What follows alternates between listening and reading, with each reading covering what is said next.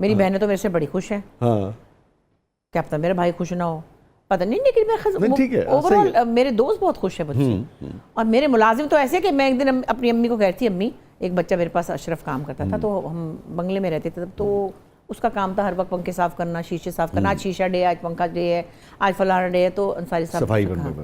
تو میں نے امی سے کہا, بڑا پیارا سا بچہ تھا, میں نے کہا امی اتنا پیارا, میں نے لگتا ہے کسی دن میرا دل کرتا ہے منہ چوم لواں کہ ڈر جائے گا, کہے گا پتہ نہیں باجی بھی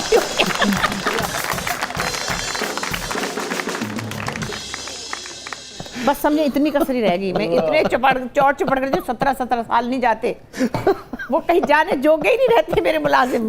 وہ منتظر جو رہتے نہیں, میرے پاس لڑکیاں بھی, ایک خاتون ہے 12-13 سال, میں نے کہا داد کے منتظر رہتے, داد ایسی, بیٹے تم نے کتنا پیارا بنایا زردہ, میں صدقے جاؤں. میں نے بشیر سے کہا بیٹے تم نے ماشاءاللہ اتنا پیارا بنایا کوفتے, تمہیں میں صدقے جاؤں. تو انہوں نے کدھر جانا ہے. مڑ کے دیکھیں تو ہیپیسٹ مومنٹ اگر میں پوچھوں کہ اتنی اچیومنٹس کے بعد یہ لمحہ الگ کھڑا نظر آتا ہے. ستارہ امتیاز ملا تھا 2 سال پہلے, تو بہت اچھا لگا. اس سے پہلے 89 میں ملا پریزیڈنٹ ایوارڈ, جب کہ تمیز بھی اتنی نہیں تھی اس کی, اور تھوڑے سے لوگوں کو ملا ہوا تھا. پھر بے شمار ایوارڈ ملے, 3 سال مسلسل بیسٹ ایکٹریس لکس لیتی رہی ہوں. ٹھیک ہے, یہاں تک کہ محمد احمد علی بٹ کہتے ہیں بس کر دیں آپ, لڑکیاں 1500 ڈرامہ کرتے ہیں, آپ ایک ہی کر کے لے جاتی ہیں. سو بہت اللہ, God has been very kind. Bushra Ansari صاحبہ کی زندگی کا سب سے زیادہ کوئی ایسا لمحہ جس نے ایسا جو اداس کر دیتا ہو آپ کو, ایسا سب سے غمگین لمحہ زندگی کا؟ سنبل شاہد کا جانا. سنبل شاہد کا جانا کبھی بھی رلا دیتا ہے. بس سنبل شاہد کا جانا, بہن بھائی چلے جاتے ہیں, اور مگر اس کا بچہ چلا گیا, اس کے لیے وہ تو زندہ ہی نہیں تھی سمجھے. وہ اسی لیے 40 سال کا بچہ کسی کا چلا جائے تو وہ ماں تھوڑی زندہ تھوڑی ہوتی ہے, پھر رہی تھی مگر زندہ نہیں تھی. وہ پھر ہمارا نقصان شروع ہو گیا, وہ چلی گئی, وہ مگر اندر ہی رہتی ہے. وہ بہن نہیں بھولتی, بھول نہیں سکتے, وہ درد بھی کم نہیں ہوتا, پتہ نہیں کیوں نہیں ہوتا. 3 سال ہونے والے ہیں, کسی وقت بھی آپ نام لے لیں, سنبل شاہد نہیں بھولتی. کوئی ایسا خواب, کوئی ایسی چیز جو حسرت رہ گئی کہ اب میں لے سکتی ہوں, کر سکتی ہوں, مگر اب اس وقت نہیں ملی جب اس میں بہت پریکٹیکل عورت ہوں, مجھے کوئی شوق نہیں کہ میں بہت بڑا والا جہاز لے لوں, نہیں ہے. جب خواب بڑا دیکھیں گے تو آپ پریشان ہوں گے. میں وہی خواب دیکھتی ہوں جو مجھے چاہیے. مجھے اچھے کپڑے, مجھے جوتی کے ساتھ جوڑا بنانے کی بڑی بیماری ہے, وہ میں بنا لیتی ہوں. میچ کیا ہوا, یہ بھی بڑا میچ کیا ہوا. بات تو کرتا رہی, تو پروگرام تھا پورا, یہ ارادہ ہے ایک, اور اس کی تکمیل ہو جائے تو کم بات ہے. یہ بڑی ہمارے لیے آنر ہے, میچنگ والا پورا. میری عادت ہے, آپ کو پتہ نہیں, خواتین سے پوچھیں, آپ رشتہ داروں کو پتہ ہوگا, میری یہ پرانی عادت ہے, پہلے جوتا لیتی ہوں, اس کے ساتھ کا پھر کام کرواتی ہوں. پہلے جوتا لیتی ہوں, اس کے بعد کوئی ایسی چیز, کوئی ایسا واقعہ جو زندگی میں آپ خواہش یار یہ ڈیلیٹ ہو جائے, تکلیف دیتا رہتا ہوں؟ ویسے تو بہت کچھ ڈیلیٹ کر دیا, کھچ کھس مانو سب کچھ. وہ جملہ, وہ تعریف کا وہ پریزنگ جس نے بشریٰ انصاری جیسے آرٹسٹ کو بھی نہال کر دیا ہوگا, ایسی بات کسی ضیاء آرٹسٹ نے؟ محی الدین صاحب میری تعریف, جب وہ مجھے کہتے تھے نا وہ سنائیے جب یہ جانے ہزیں, جو آسان نہیں ہے گانا, میڈم والے, جب میں نے وہ کیا نا ہائے میری انگوٹھیاں, تب وہ لنڈن میں, وہ برمنگھم سے ان کا فون آیا, اور میں بچی کو نہلا رہی تھی, مجھے کیا پتا کون ہے, میں نے اٹھا لیا, انہوں نے کہا میں ضیاء بول رہا ہوں. ضیاء, میں نے کہا جی کون, کہ ضیاء محی الدین. میں نے کہا ضیاء صاحب, تو میں نے کہا میرے ہاتھ میں بچی, میں اس کو شیمپو کرتی, اچھا میں بعد میں کرتا ہوں. پھر بعد میں آپ کی بچی بھی ہے, میں نے کہا جی دوسری ہے, یہ بہت کم سنی میں شادی ہو گئی. میں نے کہا جی میں BA پاس ہو گئی تھی تو میری باری آ گئی تھی تو پھر ہو ہی گئی.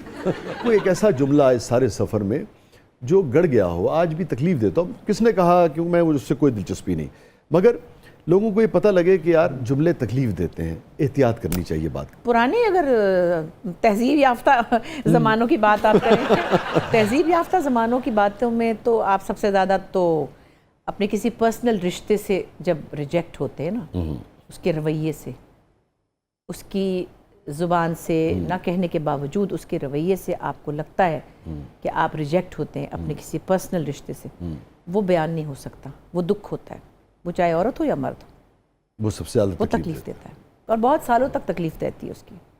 اب ہم نے چونکہ بات کی تھی تعریف کی, اور جب یہ جانے ہزیں, اگر تھوڑا سا پھر ضیاء صاحب کی بھی یاد تازہ ہو جائے گی, میڈم کی بھی, اور سب کچھ ہی ہو جائے گا. جانے ہزیں وقف عالم جب یہ جان حزین وقف عالم ہوئی، وہ ساتھ کیسے کیسے بدنام ہوئی، جب یہ جان حزین وقف عالم ہوئی، وہ ساتھ کیسے کیسے بدنام ہوئی، جب یہ جان حزین وقف عالم ہوئی، تیری خاطر تیرا نام نہ لیتے تھے، تیری خاطر تیرا نام نہ لیتے تھے، لیکن چپ کی بات بہت بدنام ہوئی، جب یہ جان حزین وقف عالم۔ بس مشکل ہے استاد نظر صاحب، استاد نظر صاحب، یہ میں تو بے ریاضی۔ پھر بس مزے کی بات، جو آپ نے ریگریٹ والی بات پوچھی تھی نا، اب یاد آیا ریگریٹ کیا۔ وہ لاہور ٹی وی سے ایک پروگرام کیا کرتے تھے میوزک کا، ظاہر اس میں گاتے تھے لوگ، میں آئی ہوئی تھی اور میں وہاں ملنے گئی، وہ نظر صاحب سے ملاقات ہوئی، اور میں تو یوں تھی نا ان کو دیکھ کے، مطلب کہ نظر حسین صاحب بڑے محبت سے شفقت سے انہوں نے، میں نے کہا ہائے آپ کا پروگرام یہ وہ یوں جو بھی میری اوقات تھی، انہوں نے کہا آپ بھی گائیں، میں گواؤں گا آپ کو۔ میں نے کہا جی، کہتے ہیں آپ کتنے دن کے لیے ہیں، آپ گائیں نا، میں آپ کے لیے غزل بناتا ہوں۔ میں نے کہا نہیں نہیں نہیں، کہنے لگے وہ بیچارے عجیب سے ہو گئے کہ لوگ تو ان کی منتیں کر رہے تھے، یہ تو نہ ہی کر رہی ہے۔ تو انہوں نے کہا میں مطلب آپ جا رہی ہیں جلدی؟ میں نے کہا نہیں میں رک سکتی ہوں، لیکن میں تو نہیں گاؤں گی آپ کا گانا۔ کیوں؟ اس لیے کہ آپ چاہتے ہیں آپ جنت میں چلے جاؤ اور میں دوزخ میں چلی جاؤں۔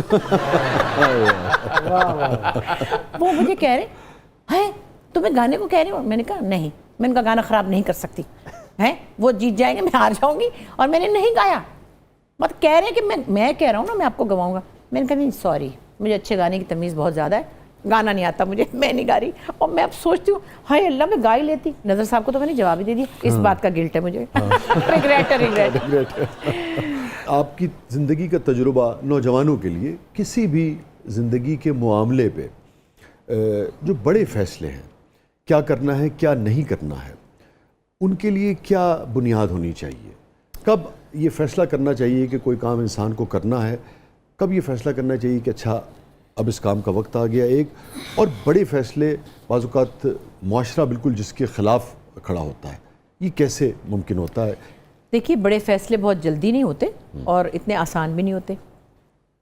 آپ نے کوئی حویلی بھی بیچنی ہوتی ہے تو اس کو وقت لگتا ہے، اور آپ سوچتے ہیں پہلے اس کو بیچوں نہ بیچوں، میری ایموشنل اٹیچمنٹ ہے، میرے گھر والے، میرے بھائی بہن، بہت ساری چیزیں، اور جہاں ظاہر ہے زندگیوں کے فیصلے تو ویسے بھی مشکل ہوتے ہیں۔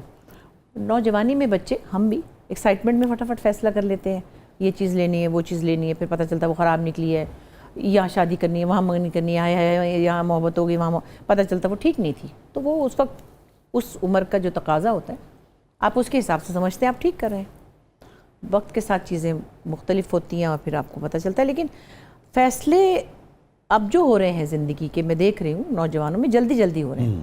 میں یہ بھی نہیں کہہ سکتی۔ اب آپ کیا سمجھتی ہیں عمر کے اس حصے میں ایک بھرپور زندگی گزارنے کے بعد کہ کتنا وقت لینا چاہیے کسی بھی فیصلے تک پہنچنے کے لیے؟ دیکھیے میں یہی کہتی ہوں کہ میں ابھی اس سچویشن میں کوئی حتمی فیصلہ نہیں دے سکتی۔ ٹھیک ہے، اس کا کوئی ہارڈ اینڈ فاسٹ رول نہیں ہے۔ میری اپنی بیٹی کی جیسے کہ شادی ختم ہوئی تو میں اس کو یہ نہیں کہہ سکتی کہ بیچے تم میری طرح 36 سال گزارا کرو، کیونکہ وہ بھی ایک مثال ہے جس کو کہ بچوں کو آپ یہ بھی نہیں کہہ سکتے کہ فوراً چھوڑ دو، کچھ وقت تو ہر رشتے کو دینا ہوتا ہے نا۔ آپ کہتے ہیں آہستہ آہستہ ایڈجسٹمنٹ ہو جائے گی، سبھی لوگ کہتے ہیں۔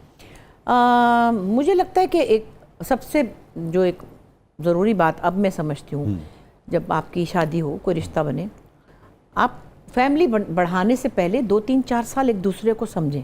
اوکے، ضروری۔ اور ایک اور اب میں اسٹیٹمنٹ دینے لگی ہوں عورتوں کو خاص طور پہ سب کا خیال رکھنے کا انہیں بچپن سے کہا جاتا ہے. ماں باپ کا رکھو, بھائی کا رکھو, بہنوں کا رکھو, پھر میاں کا رکھو, بچوں کا رکھو, ساس کا رکھو, فلاں کا رکھو. آپ سب سے پہلے اپنا خیال رکھیں. جہاز میں آپ کو کیا کہتے ہیں وہ, پہلے خود کو آکسیجن لگائیں پھر دوسروں کی مدد کریں. آپ سٹرونگ ہوں گی تو آپ اپنی فیملی کو بھی دیکھیں گی, صحت مند ہوں گی, آپ صحت مند ہوں گی, تو آپ اچھی والی بوٹی ان کے لیے رکھ دیں اور خود آپ کے میرا کیے میں تے جو کھا لگی, بچہ کچھ میرا گزارا ہو جائے گا. یہ مینٹیلٹی پرانے زمانے کی تھی, اس کو ختم ہونا چاہیے. اب آپ سمجھتی ہیں کہ پہلے بوٹی خود کھانی چاہیے؟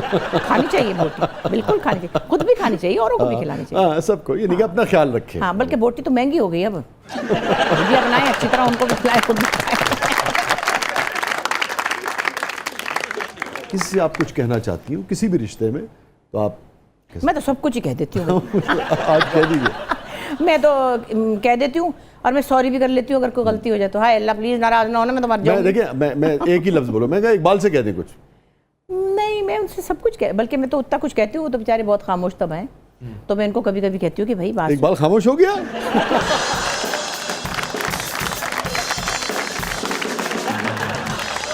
جو اپنی مرضی کی بات ہے تو بولتے ہیں, لیکن ویسے وہ ایسا تو نہیں تھا, ذرا سوبر ہے, اپنی ایج سے بہت زیادہ میچور بھی ہیں. تو میں کبھی کبھی کوئی مذاق مستی کرتی ہوں تو میں کہتی ہوں آپ نے کیا مطلب کوئی کسی معتبر بردبار عورت سے شادی کی کہ کوئی مطلب گمبھیر سی عورت ہوگی؟ کہتے نہیں, مجھے پتا تھا آپ گرل سول ہیں, میں بڈھی روح ہوں.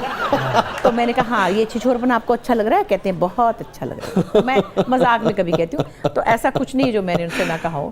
اللہ تعالیٰ آپ دونوں کو بہت خوش رکھے, اور اسی طرح آپ چہکتی رہیے اپنی ذاتی زندگی میں بھی, اور لوگوں کو تو آپ نے اتنی خوشیاں دی ہیں اس ملک میں, اس کا اجر پیار تو لوگوں نے دیا ہے, مگر اجر تو اس کا آپ کو خدا ہی دے سکتا ہے. تھینک یو سو مچ, آپ نے وقت نکالا. آپ انتہائی مصروف جو لوگ ہیں پاکستان کے ان میں سے ایک ہیں, پھر بھی آپ نے ہمارے لیے وقت نکالا, بہت ہمارے شو کی شان بڑھی. Thank you so much. Thank you جی, تھینک یو ویری مچ. ناظرین یہ تھا آج کا زبردست, اپنے فیڈ بیک سے ہمیں آگاہ کیجیے گا. اجازت دیجیے, اللہ حافظ.